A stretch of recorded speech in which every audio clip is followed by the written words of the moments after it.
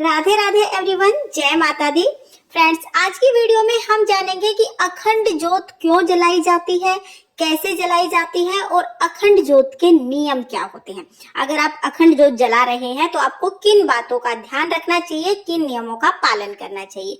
अखंड ज्योत से संबंधित सभी जानकारी आज की वीडियो में आपको मिलेगी, तो वीडियो को आप अंत तक जरूर देखना। सबसे पहले तो जान लेते हैं कि अखंड ज्योत होती क्या है। अखंड का मतलब है जो खंडित ना हो, मतलब ऐसी ज्योति हमें जलानी है जो जितने दिन का हमने संकल्प किया है उतने दिन तक जलती रहे, बीच में बिल्कुल भी खंडित ना हो। अब ये ज्योत खंडित ना हो, इसके लिए हमें क्या करना होगा ये मैं आगे आपको वीडियो में बताऊंगी। अभी जान लेते हैं कि अखंड ज्योत जलाते कैसे हैं। तो देखिए, नवरात्रि में आप अखंड ज्योत जला सकते हैं या किसी भी अन्य पूजा में आप अखंड ज्योत जला सकते हैं। किसी भी मनोकामना की पूर्ति के लिए अखंड ज्योत जलाई जाती है।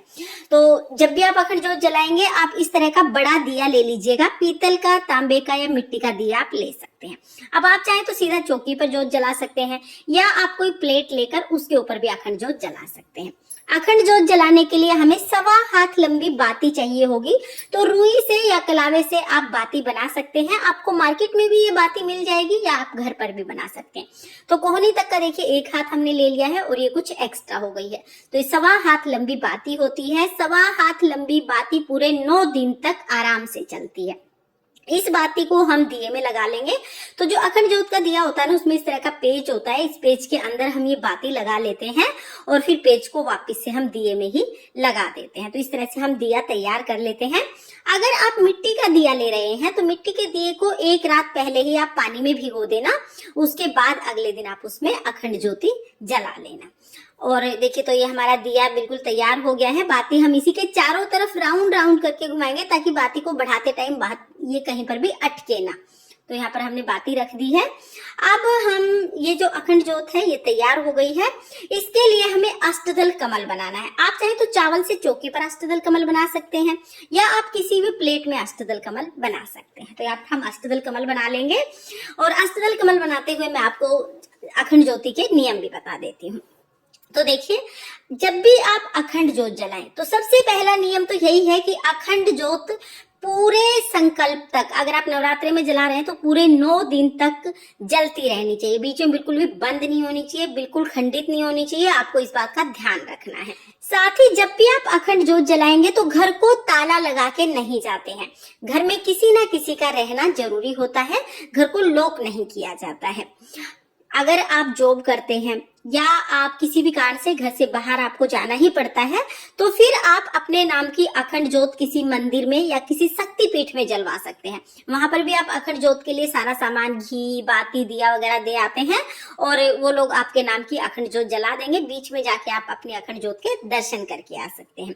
तो बाहर भी आप जलवा सकते हैं, क्योंकि घर में अगर अखंड ज्योत जला रहे हैं तो फिर ताला लगा के नहीं जाते हैं। तो पहला नियम तो ये है। दूसरा नियम है कि अखंड ज्योत जहां पर भी आप जला रहे हैं उस जगह पर आपको साफ सफाई का विशेष ध्यान रखना है। चप्पल लेके वहां पे नहीं जाना है और प्रॉपर वहां की साफ सफाई करनी है। इसके साथ ही जब भी आप अखंड ज्योत जलाएं तो घर में शुद्ध सात्विक भोजन ही बनना चाहिए। प्याज लहसुन का सेवन नहीं किया जाता है, मांस मदिरा का सेवन नहीं किया जाता है। तो शुद्ध सात्विक भोजन उस टाइम पर घर में बनना चाहिए, यानी सात्विकता का हमें पूरा ध्यान रखना चाहिए। जब भी आप अखंड ज्योत जलाएं तो किसी की निंदा ना करें, किसी की बुराई ना करें। हर वक्त मन में आप भगवान का ही ध्यान करें। जिस भी भगवान के निमित्त अखंड ज्योत जलाई है उनका आप ध्यान करते रहें। तो यहाँ पर देखिए, हमने ये अखंड ज्योत के लिए अष्टदल कमल बना लिया है। प्लेट पर मैंने रोली से अष्टदल कमल बनाया है। तो देखिए, अष्टदल कमल बन गया है। अब हम इस पर दिया रख देंगे। अब मैं आपको अखंड ज्योत का सबसे बड़ा नियम बताती हूँ कि जब भी आप अखंड ज्योत जलाते हैं तो अगर आप घी की ज्योत जला रहे हैं तो माता रानी के राइट हैंड की तरफ, जिधर माता रानी का शेर है उधर की तरफ जलाते हैं। और अगर आप तिल के तेल का दिया जलाते हैं तो शेर की जो पूंछ है उधर की तरफ, यानी माता रानी के लेफ्ट हैंड की तरफ हम दिया जलाते हैं। और अगर आपको दिशा समझ नहीं आती है तो सबसे उत्तम है, चाहे तेल का दिया हो चाहे घी का दिया हो, माता रानी के सामने आप रख सकते हैं। सामने वाला सबसे उत्तम होता है, क्योंकि इसमें कंफ्यूजन नहीं है। अब हम दिए में घी डाल लेंगे, तो यहाँ पर घी मैंने डाल लिया है। हाथ जोड़कर माता रानी से प्रार्थना करेंगे, हे माता रानी, आज से मैं आपकी अखंड ज्योत जला रही हूँ, आप मेरी इस मनोकामना को पूर्ण करें। ऐसा संकल्प करके फिर हम अखंड ज्योत जला देंगे। एक बार अखंड ज्योत जलाने के बाद पूरे 9 दिन तक इसे हिलाना नहीं है। फिर हम ज्योत को तिलक करेंगे, फूल समर्पित करेंगे, अक्षत समर्पित करेंगे और हाथ जोड़कर माता रानी से ज्योत की रक्षा करने के लिए प्रार्थना करेंगे। तो इस तरह से हमने अखंड ज्योत जला दी है। अब इसका ध्यान कैसे रखना है ये हम देख लेते हैं। अखंड ज्योत के पास आप एक छोटा दिया जरूर रखें, लंबी बाती का छोटा दिया हमें अखंड ज्योत के पास रखना है। हर वक्त ये दिया यहीं रहेगा। साथ में एक प्लकर आप ले लीजिए, किसी भी प्लेट में या किसी बर्तन में रख लें ताकि आपको इकट्ठी ये चीजें मिल जाए। अब देखिए, अखंड ज्योत में ना कार्बन आ जाता है, इस कार्बन को हमें हटाना होता है। और कई बार क्या होता है, जब हम कार्बन हटाते हैं ना तो ज्योत खंडित हो जाती है। ऐसे में क्या करेंगे, जब भी आप कार्बन हटाएं पहले माता रानी से निवेदन करें कि माता रानी आप ज्योत की रक्षा करना। उसके बाद जो दिया है उसको आप ज्योति से जला लें। ये अखंड ज्योति की ज्योति हमने ले ली है, तो ये दिया हमने जला लिया है, तो ज्योति से ज्योति हमने ले ली है। इसके बाद हम कार्बन को हटाएंगे।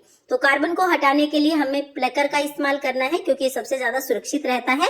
और बीच से हमें कार्बन नहीं हटाना है, साइड से हमें कार्बन हटाना है। तो देखिए, इस तरह से एक साइड से हम कार्बन हटाएंगे और जब आप कार्बन हटाएंगे उसके बाद थोड़ा सा ज्योति को हम ऊपर की तरफ बढ़ा देंगे। तो साइड से ही हम कार्बन हटाएंगे, दोनों तरफ से ऐसे ही हटा देंगे और बहुत सावधानी से हम इस तरह से कार्बन हटाने के बाद अब हमारी ज्योति, देखिए यहाँ पर प्लकर रख दिया है, ज्योति जल रही है।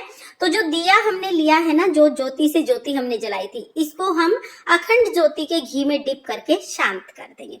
अब हमने जलाई क्यों थी कि अगर कार्बन हम जब हटा रहे हैं उस टाइम पर अगर किसी कारण से हमारी ज्योति खंडित हो जाती है, तो जो हमने छोटा दिया जलाया है ना, उसी से हम इस ज्योत को जला लेंगे, तो हमारी ज्योति खंडित नहीं मानी जाएगी, क्योंकि ये ज्योति भी हमने अखंड ज्योत से ही ली थी। इसलिए छोटा दीपक आप जरूर जलाएं, क्योंकि अगर ज्योति कार्बन हटाते टाइम खंडित होती है तो हम अखंड ज्योत को इस दिए से जला लेते हैं। ये दिया आपको हमेशा साथ रखना है। इसके बाद जब भी आप घी डालें तो साइड से हमें घी डालना है, बीच से घी नहीं डालना है, साइड से घी डालना है और पूरा ऊपर तक नहीं भरना है, थोड़ा सा हमें खाली रखना है।